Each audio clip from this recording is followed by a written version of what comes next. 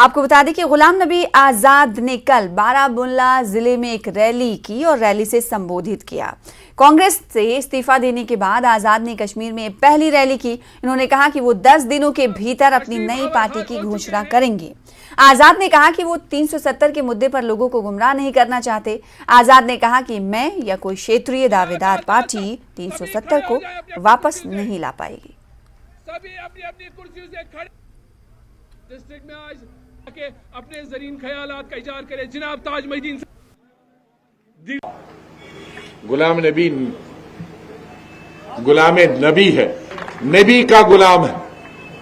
वो किसी दुनिया के लिए आजाद, उसे कोई दुनिया की ताकत खरीद नहीं सकती, उसकी सोच दुनिया की कोई बोल नहीं सकती। ये जो डरे हैं, मैं क्या करूं, वो अलग अलग इल्जाम लगाएंगे। किसी ने इल्जाम लगाया कि 370 पर गुलाम नबी आजाद ने पार्लियामेंट में खिलाफ वोट दिया। अल्लाह से मैं कहता हूं कि वो 10-20 साल पार्लियामेंट में रहे, मैं 40 साल रहा हूं, वो समझे कि वोट किसके खिलाफ दिया।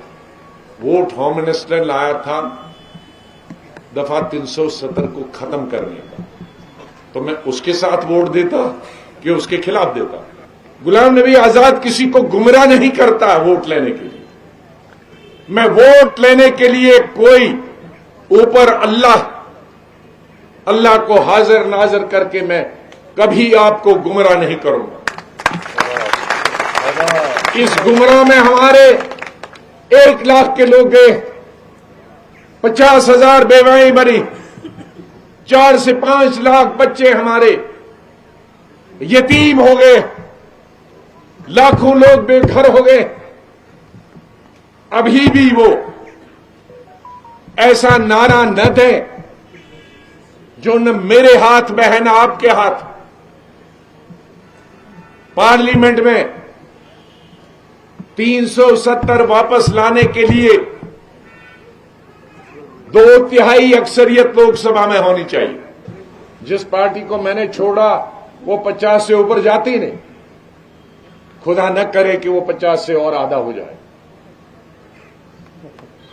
तो क्यों मैं गुमराह करूं। लोकसभा में 350 लोकसभा मेंबर लाने की हिम्मत, किसी पार्टी को राज्यसभा में 150 एमएलए एमपी लाने की हिम्मत, बताओ। अब मैं झूठ बोलता हूं, वो झूठ बोल, फिर एक फरेब, फिर एक कश्मीरियों के साथ धोखा, फिर एक मौत का सामान, फिर एक एजिटेशन का सामान।